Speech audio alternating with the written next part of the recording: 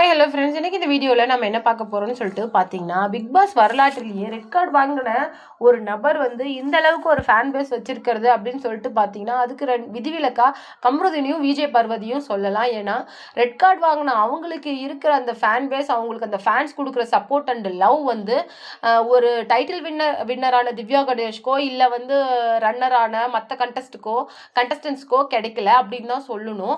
கம்ருதீன் வந்து red card வாங்கின அப்போ வந்து நிறைய இஷ்யூஸ் வந்து அவரை சுற்றி அரைஸ் ஆச்சு. என்னன்னு சொல்லிட்டு பார்த்தீங்கன்னா, கண்டிப்பாக அவருடைய செலிபிரிட்டி லைஃப் வந்து இதோட க்ளோஸ் ஆயிடுச்சு. அவர் இதுக்கு மேலே சின்ன திரையிலையும் சரி, பிக் சினிமாஸ்லேயும் சரி, கண்டிப்பாக இதுக்கு மேலே என்ட்ரி கொடுக்க வாய்ப்பே இல்லை அப்படிங்கிற மாதிரி அவங்களுடைய இதுக்கு வந்து ஒரு முழுக்கு போட்டிருந்தாங்க.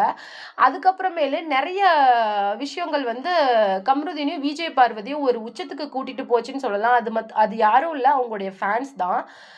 இந்த வீடியோவில் நம்ம என்ன பார்க்க போறோம்னு சொல்லிட்டு பார்த்தீங்கன்னா, கம்ருதீன் வந்து ஆல்ரெடி மகாநதி சீரியலை விட்டு போயிட்டாரு அப்படிங்கிற மாதிரி ஒரு நியூஸ் வந்து சொல்லியிருந்தாங்க. ஆனால் அவர் வந்து மறுபடியும் என்ட்ரி கொடுக்கறதுக்கு வாய்ப்புகள் இருக்குது அப்படின்னு சொல்லிட்டு குமரன் கேரக்டர் அவர் பண்ணுறாருல்ல, அவங்களுடைய கோ ஆர்டிஸ்டாக இருக்கிறவங்க வந்து அதை சொல்லியிருக்கிறாங்க. அதை பற்றி தான் இந்த வீடியோவில் நம்ம டீட்டெயிலாக பார்க்க போகிறோம்.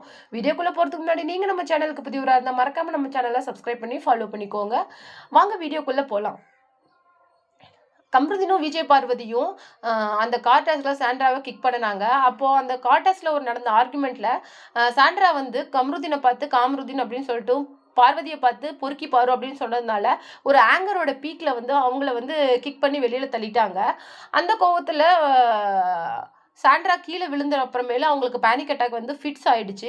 அதுக்கப்புறமேல அவங்க ஹாஸ்பிட்டலைஸ் ஆயிட்டாங்க. ஆனால் அந்த கோவம் வந்து அவங்களுக்கு அப்படியே தான் இருந்தது.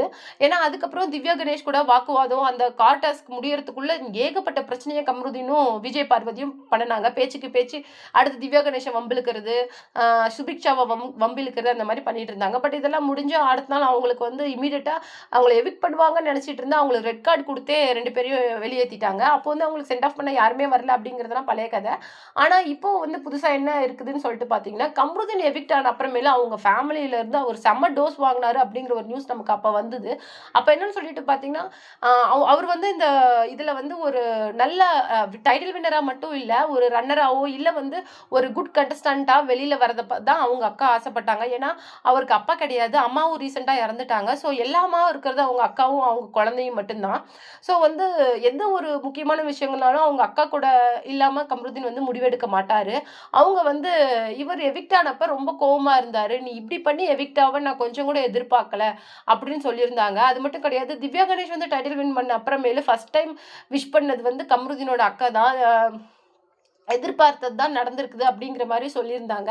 பிஆர் பத்தி நீங்கள ஒன்றும் கவலைப்படாதீங்க திவ்யா, உங்க மனசுக்கு தெரியும்ல, கோ ஹெட் அப்படிங்கிற மாதிரி சொல்லியிருந்தாங்க.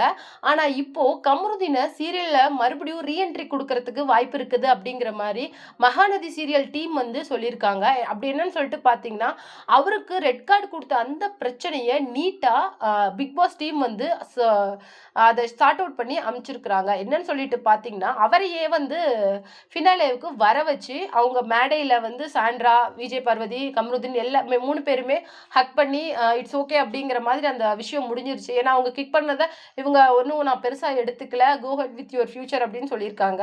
அது மட்டும் கிடையாது, விஜய் பார்வதியை மேடையிலேயே கட்டி பிடிச்சி அழுதுருக்காங்க. 2 பேரையுமே ஃபினாலேக்கு பிக் பாஸ் டீம் வந்து இன்வைட் பண்ணது இதுதான் ஃபர்ஸ்ட் டைம். ஏன்னா இதுக்கு முன்னாடியும் நிறைய சீசன்ஸ்ல கண்டஸ்டன்ஸ் வந்து ரெட் கார்டு வாங்கிட்டு போயிருக்காங்க. பட் அவங்கள வந்து இந்த மாதிரி ஃபினாலேக்கோ இல்ல செலிப்ரேஷனுக்கோ பார்ட்டிக்கோ கூப்பிட்டது கிடையாது. ஆனா விஜய் பார்வதியும் கம்ருதீனையும் கூப்பிட்டுருக்காங்கன்னா அவங்க பண்ணின தப்பு வந்து சார்ட் அவுட் ஆயிடுச்சு. அவங்க கிக் பண்ணது தப்பு அது இல்லைன்னு யாருமே சொல்ல முடியாது. பட் சாண்ட்ரா அவங்கள மன்னிச்சுட்டாங்க. அந்த விஷயத்துல சாண்ட்ரா பண்ணனதும் தப்பு இருக்குது அப்படிங்கிறனாலும் ஒரு 40 ஏஜ் கடந்த ஒரு விமனை அந்த மாதிரி ரொம்ப ஹராஸ் பண்ணி கிக் பண்ணி வெளியில தள்ளுறது அப்படிங்கிறது ரொம்ப தப்பு.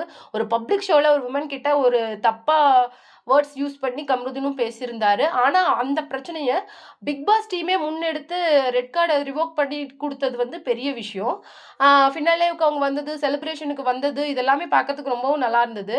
ஒரு வழியா கம்ருதீனோட மகாநதி ரீஎன்ட்ரி வந்து கன்ஃபார்ம் ஆயிடுச்சு அப்படிங்கிற மாதிரியே சொல்லலாம். ஏன்னா எல்லா கோ ஆர்டிஸ்ட்டும் அதை பத்தி கேட்டதுக்கு வரும் சீக்கிரம் விரைவில் அப்படிங்கிற மாரி சொல்லியிருந்தாங்க. ஸோ கன்ஃபார்மா அவரு மறுபடியும் என்ட்ரி குடுப்பாரு. ஏன்னா, பிக் பாஸ் ரெகக்னிஷேஷன் அப்படிங்கிறது விஜய் டிவியோட ரெகக்னிஷேஷன் மாதிரி. ஸோ வந்து இது வந்து ரொம்ப சந்தோஷமான விஷயம். Mahanadi serial team as well as fan ஃபாலோயர்ஸுக்கும். இத பத்தி நீங்க என்ன நினைக்கிறீங்க?